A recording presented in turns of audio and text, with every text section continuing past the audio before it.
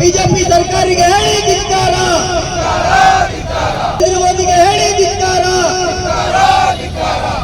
महाराष्ट्र सरकार के हेड़ी धिक्कार, धिक्कार। जो हिंदुस्तान में बीजेपी हुकूमत आने के बाद 2014 के बाद से जो जुल्म सितम माइनॉरिटीज दलित के ऊपर जो होना शुरू हुआ वो उसका सिलसिला अभी तक चल रहा।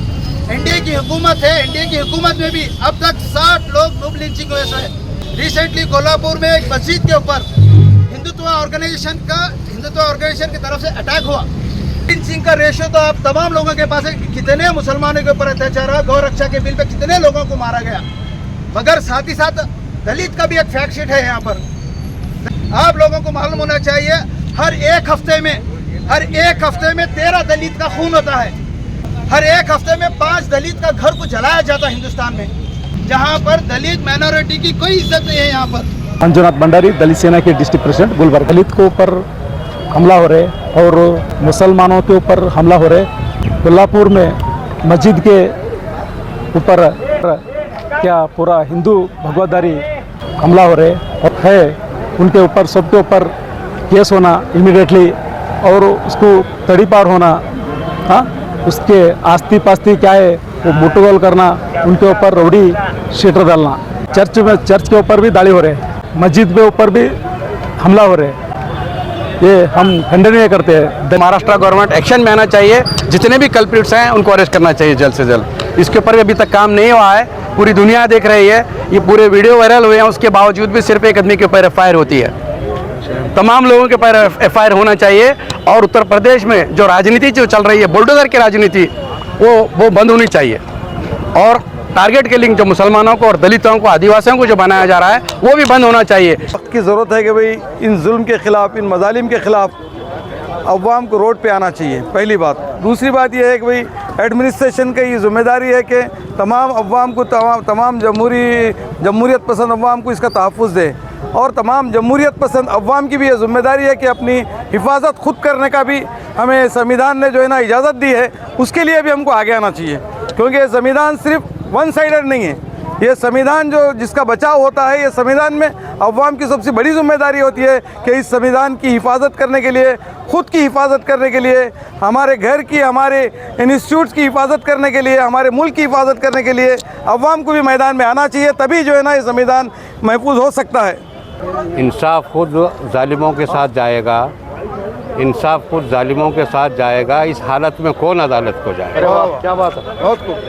तो आज का जो एहतजाजी जो रैली निकाली गई है, मैं मेरे दलित सेना के और जनता परिवार और जॉइंट एक्शन कमेटी के तमाम अरकानों से मैं शुक्रिया अदा करता हूं जो इस एहतजाज में शामिल रहे।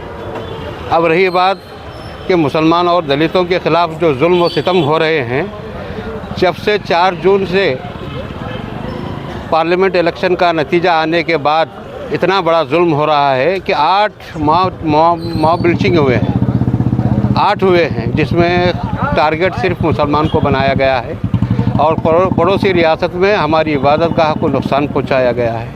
मैं पार्लियामेंट के अपोजिशन लीडर और राज्यसभा के अपोजिशन लीडर से मैं आजमन गुजारिश करता हूं, दरख्वास्त करता हूं कि इसके ख़िलाफ़ पार्लियामेंट के अंदर जो मानसून सेशन चल रहा है उस सेशन में इसके ख़िलाफ़ आवाज़ उठाएं और एक ऐसा कानून बने जो कानून बनने के बाद ऐसी कोई हालात फिर दोबारा ना हो।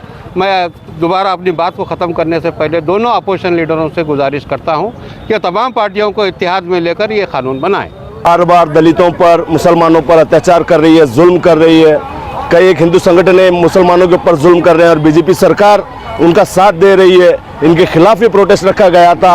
इन्हीं के साथ साथ जो अपोजिशन में जो बैठे हुए, जो मोदी जी का लड्डू मुंह में पकड़ कर बैठे हुए हैं, उनके खिलाफ भी हम हमारा गम और गुस्सा जाहिर करने के लिए आज तिम्मापुरी चौक से डीसी ऑफिस तक ये प्रोटेस्ट रखा गया था।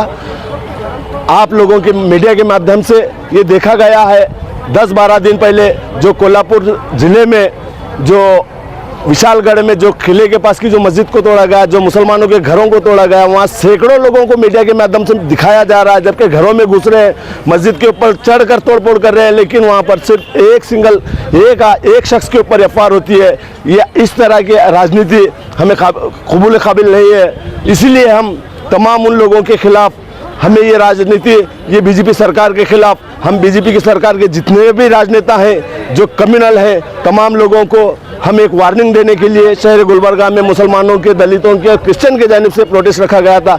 अगर आने वाले दिनों में ये तमाम चीज़ें बंद नहीं होती और एक भी पूरे मुल्क में अगर एक भी मॉब लिंचिंग होती है, या एक भी चर्च पे हमला होता है, या एक भी मंदिर पे हमला होता है, या एक भी मस्जिद पे हमला होता है, या एक भी मुसलमान के ऊपर हमला होता है, तो शहर गुलबर्गा की आवाम खामोश नहीं बैठेगी। ये बीजेपी सरकार को मुंह तोड़ जवाब देगी। इसी ज़मन में आज का प्रोटेस्ट रखा गया था। शेख नज़ीर अहमद, गुलबर्गा सोशल एक्टिविस्ट। आ रहा है हमारे पास, जो मुस्लिम पे होंगे, दलित सेना पे होंगे, या दलित पे होंगे, या क्रिश्चियन के होंगे, जो भी होंगे, जो उन पे अन्याय होते आ रहा है, उसके खिलाफ हम लोग यहाँ पर प्रोटेस्ट कर रहे हैं। हम लोगों का ये मानना है कि इससे पहले कुछ नहीं होता था कि हिंदू, मुस्लिम, सिख, ईसाई सब मिलके हमारे देश में एकता बना के रखे हुए थे। मगर जो बीजेपी सरकार जब से बैठी हुई है 2014 से, अक्सर हम देखते आ रहे हैं कुछ ना कुछ मुद्दे पे बहस होना। ये संघी लोग, ये कुछ RSS लोग, कुछ ये खिलाफत करने का, धर्म, जाति, मंदिर, मस्जिद, कहाँ से आ रहा है? ये इतने दिनों से नहीं था, अब क्यों आ रहा है? क्या वजह है इसके खिलाफ बोलते क्यों नहीं है? आप लोग मुंह खोलते क्यों नहीं है? बीजेपी सरकार से मेरा सवाल है कि आप लोग मुंह खोलते क्यों नहीं है? इसके खिलाफ बोलते क्यों नहीं है? आप, हम देश को बढ़ाना है, हम आगे लेके चलना है, तरक्की करना है। यूनिवर्सिटी, इंजीनियर्स, डॉक्टर्स, MBBS, ऐसे एजुकेशन के मुद्दे पे हम लोगों को बात करना है। ये अब आए दिन होते जा रहे हैं कि मस्जिदों पे तोड़फोड़ होगी, मंदिरों पे तोड़फोड़ होगी, चर्च पे हो जाएगी। नहीं करना है, हम लोगों को एक साथ रहना है। हम हिंदुस्तान वासियों का हमारा यही मतलब है, सब हिंदू मुस्लिम सब लोगों का कहना है कि हमको एक बन के रहना है, हमारे हिंदुस्तान को तरक्की करना है, हम सब हिल जुल के रहना है हम लोगों को।